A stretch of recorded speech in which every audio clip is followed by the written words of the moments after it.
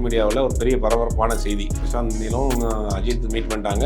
KGF 3 படம் பண்ண போகிறாங்கன்னு சொல்லி போஸ்டர் முதல்ல டிசைன் பண்ணி போட ஆரம்பிச்சிட்டாங்க. அஜித்தும் பிரசாந்த் நீலும் மீட் பண்ணது ஹைதராபாத்தில் மீட் பண்ணியிருக்காங்க. 2 பேரும் சேர்ந்து ஒரு படம் பண்ணுறாங்க. அது கன்ஃபார்ம். ஆனால் விடாமுயற்சி முடிச்சு வந்தவொடனே குட் பை டக்லிஸ்ட் அவளை ஜாயின் பண்றாரு. குட் பை டக்லி முடிச்சவனே நவம்பர் டிசம்பர்ல அடுத்து ஒரு படம் ஸ்டார்ட் பண்றாங்க. அந்த படம் சிறுத்தை சிவா சன் பிக்சர்ஸ் சேர்ந்து பண்ணக்கூடிய படமா? இங்கிலாந்து படத்தினுடைய ட்ரெயிலர் வந்து பெருசா அதுவும் கனெக்ட் ஆகல. ஓப்பனா சொல்லணும்னா நம்ம இந்த பரதேசி, 1000ல் ஒருவன், வாகை சூடவா, இந்த மாதிரியான ஒரு பேட்டர்ன் மூவியா தான் இருக்கு. இந்த 2 படமுமே கங்கோவா இருக்கட்டும், தங்கலானா இருக்கட்டும், எல்லாமே அந்த பாகுபலியுடைய பாதிப்பு தான்.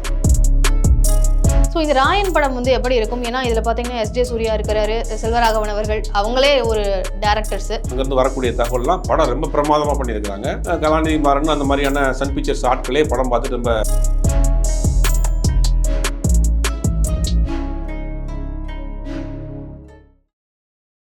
வாகை தமிழ் நேயர்களுக்கு வணக்கம். இன்று நம்ம நேர்காணலில் நம்மோடு இணைந்திருக்கிறார் சினிமா விமர்சகர் திரு சுபைர் அவர்கள். வணக்கம் சார்.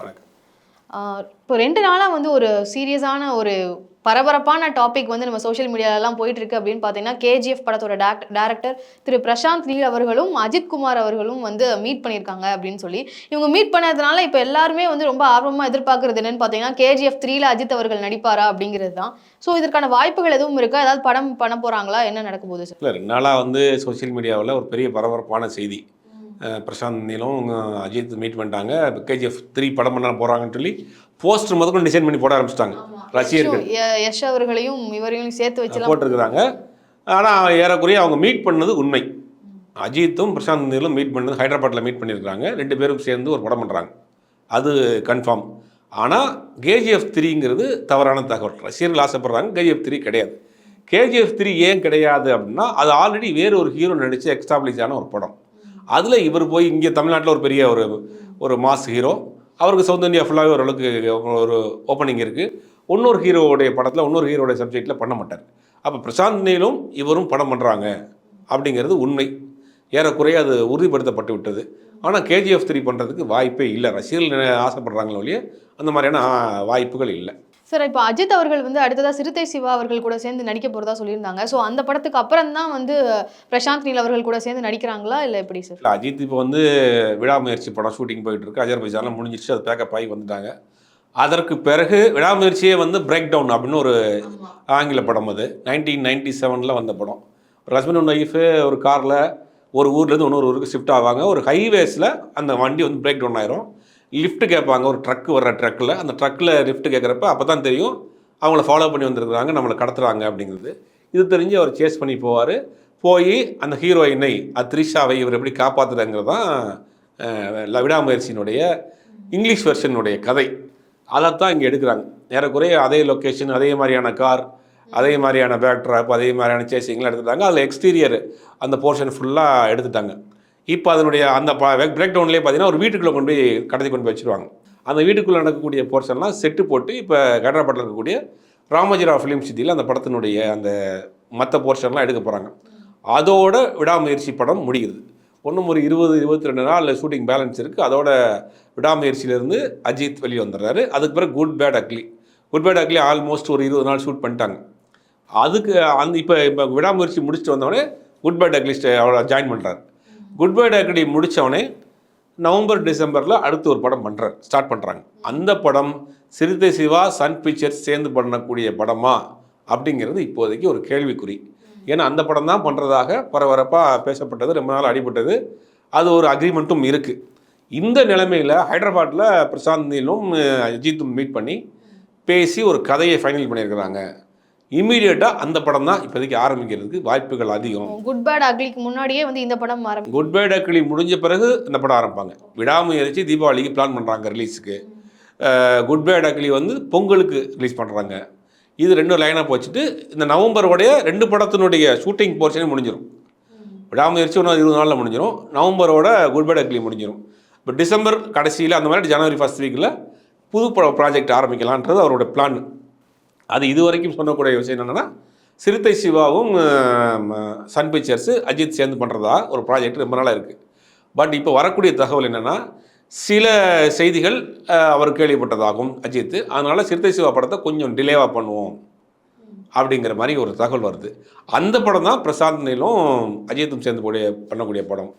ஆனால் வந்து அது கேஜிஎஃப் 3 இருக்கிறதுக்கு வாய்ப்பு கிடையாது. கேஜிஎஃப் 3 பண்ண மாட்டாங்க. வேறு ஒரு கதையை எடுத்து பண்ணுறதுக்கு வாய்ப்புகள் இருக்குது. அநேகமாக அதுக்கு அக்ரிமெண்ட் முதற்கொண்டு இப்போதைக்கு சைன் ஆயிடுச்சு அப்படிங்கிறாங்க. அந்த மாதிரி தான் நடந்திருக்கு. அது ஒரு சில நாட்களில் அது அதிகாரப்பூர்வமாக அவங்களே அறிவிப்புகளை வெளியிடுவாங்க. சார், அப்போ சிறுத்தை சிவார் அவர்களோட அடுத்த படமாக இருக்கக்கூடிய கங்குவா படம் வந்து வரப்போகுது. ஸோ அந்த படம் எப்படி இருக்கும்னு சார்? கங்குவா வந்து நேற்று ஒரு சிங்கிள் ரிலீஸ் பண்ணியிருந்தாங்க, பார்த்துருப்போம். அந்த சிங்கிள் பெருசாக நமக்கு வந்து கனெக்ட் ஆகலை. ஒரு நிறைய சாமி பாட்டு, பக்தி பாட்டு, அம்மன் பாட்டு மாதிரி பாட்டெலாம் எடுத்து மிக்ஸ் பண்ணி சோஷியல் மீடியாவில் போட்டு விட்டாங்க. ஏறக்குறைய அது கரெக்டாக மேட்ச் ஆகுது. ஆனால் ஃபஸ்ட்டு ஒரு கிளிம்ஸ் ஒன்று ரிலீஸ் பண்ணியிருந்தாங்க. அந்த ஆமாம், அது ஓரளவுக்கு இருந்தது. இந்த ஃபஸ்ட்டு சிங்கிள் பெருசாக வந்து கனெக்ட் ஆகலை, பெருசாக வந்து மக்கள்கிட்ட போய் சேரலை. அது வந்து ட்ரோல் மெட்டீரியலாக மாறி போச்சு இந்த கிளிம்ஸ். அதில் வந்து ஒரு பெரிய அப்செட். வேணால் தீபா அவருடைய பர்த்டே அன்றைக்கி ரிலீஸ் பண்ணதுனால சூர்யாவுக்கு ஒரு பெரிய அப்செட். அதை ஏன் பண்ணாங்க அப்படின்னு தெரியல. அடுத்தடுத்து வரக்கூடிய பாட்டு, அடுத்தடுத்து வரக்கூடிய விஷயங்கள்லாம் இருக்குது. ஓவராலாக அந்த சாங்லாம் பார்க்குறப்போ முழுக்க ஒரு சிஜி ஒர்க்கு ரொம்ப கிராண்டாக பண்ணியிருக்காங்க. விஎஃப்எக்ஸ் ஒர்க்கு பெரிய கிராண்டாக பண்ணியிருக்காங்க. பெரிய பட்ஜெட் படமாக இருக்குது. நமக்கு பொறுத்த வரைக்கும் என்னென்னா பட்ஜெட்டு, சிஜி ஒர்க்கு, டெக்னாலஜி இதெல்லாம் தாண்டி கதை நல்லா இருந்தால் தான் இன்றைக்கி படம் வரும். வெறும் நீங்கள் வந்து பிரம்மாண்டத்தை நம்பி முதலுக்கெல்லாம் பெயிண்ட் அடிக்கிறோம், வகுத்துக்கு பெயிண்ட் அடிக்கிறோம், அங்கே ட்ரெயினுக்கு கலராக பெயிண்ட் அடிக்கிறோம், 500 கோடி பட்ஜெட் எடுக்கிறோம், 300 கோடி பட்ஜெட்டில் எடுக்கிறோம், வெளிநாட்டில் படம் எடுக்கிறதுலாம் ஓடாது. இனிமேல் அந்த மாதிரியான பூச்சி வேலைகள் பூசி படத்தை ஓட வைக்க முடியாது. தமிழில் ஆடியன்ஸ் ரொம்ப தெளிவாயிட்டாங்க. நல்ல கதை, அதை வந்து யதார்த்தமாக, அதே நேரத்தில் அதை இன்ட்ரெஸ்ட்டாக சொன்னால் தான் இன்றைக்கி படம் பார்க்கக்கூடிய ஆடியன்ஸ் சொல்லிட்டாங்க. உதாரணத்துக்கு நம்ம சமீபத்தில் நடந்த இந்தியன் 2 பிரம்மாண்டமான படம். அவர் மியூசிக் பண்ணியிருக்காரு, இவர் நடிச்சிருக்காருன்னு என்ன நடந்தது? மக்கள் நேர்மறையான விமர்சனங்கள் வந்துச்சு. அப்போ கங்குவா பார்த்தாவுக்கு பெரிய பட்ஜெட் பண்ணியிருக்கிறாங்க, நிறைய டெக்னிக்கலாக நிறையா ஒர்க் பண்ணியிருக்கிறாங்க. ஆனால் பாடல் பெருசாக வந்து கனெக்ட் ஆகலை. படம் எப்படி இருக்குங்கிறது வரதை பற்றி தான் தெரியும். இப்போ அந்த கங்குவாவில் கூடுதல் தகவல் வந்து கார்த்தி வந்து ஒரு கேமியோ பண்ணுறாரு. ஏற்கனவே அந்த படத்துக்கு இன்னொரு கூடுதல் ஒரு அட்டென்ஷன் வரணுங்கிறதுக்காக கார்த்தியும் அதில் கொண்டு வந்திருக்கிறாங்க. அது கூட ஷூட்டிங்லாம் கூட போய்கிட்டு இருக்குது. இப்போ இந்த பிரம்மாண்டம் இந்த மாதிரியான விஷயத்தை வச்சு இனி படங்கள் பண்ண முடியாது. கங்குவா அந்த பிரம்மாண்டம் அந்த மாதிரியான கேட்டகரியில் இருக்குது. படம் எப்படிங்கிறது தெரியல. படத்துக்கு மேலே ஒரு பெரிய எதிர்பார்ப்பு இல்லாமல் தான் இருக்குது. ஏன்னா சிறுத்தை சிவாவை பொறுத்த வரைக்கும் ஆல்ரெடி ஒரு கமர்ஷியல் டைரக்டர், ஒரு ஹரி மாதிரி, கேஎஸ் ரவிக்குமார் மாதிரி அந்த மாதிரி ஒரு கமர்ஷியல் படம் பண்ணக்கூடிய ஒரு டைரக்டர். அவர் இந்த மாதிரியான ஒரு பீரியட் படம் பண்ணுறது வந்து ஒரு பெருசாக மக்கள் மத்தியில் ஒரு எதிர்பார்ப்பு இல்லாமல் இருக்குது. ஆனால் அதில் என்ன பண்ணியிருக்கிறாருங்கிறத நம்ம வெயிட் பண்ணி தான் பார்க்கணும். படம் நல்லா இருந்தால் தான் அடுத்தடுத்து அவர் மூவ் ஆகி போகும். சரி, இப்போ ராயன் தனுஷ் அவர்கள் எழுதி இயக்கி நடித்து வெளியே வர போகிற படம் ராயன். ஸோ இந்த ராயன் படம் வந்து எப்படி இருக்கும்? ஏன்னா இதில் பார்த்தீங்கன்னா எஸ்ஜே சூர்யா இருக்கிறாரு, செல்வராகவன் அவர்கள், அவங்களே ஒரு டேரக்டர்ஸு.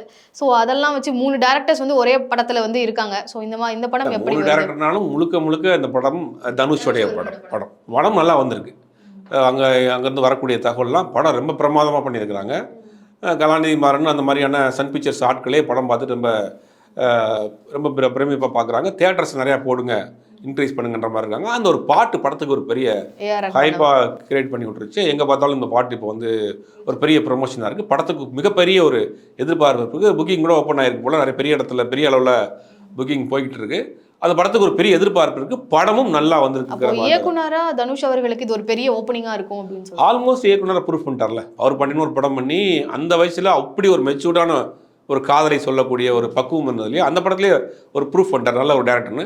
இந்த படம் ஒரு கமர்ஷியல் டேரக்டராக அவர் கன்ஃபார்மாக ப்ரூஃப் பண்ணுவார். ஒரு மிகப்பெரிய எதிர்பார்ப்பு, படமும் நல்லா வந்திருக்கு.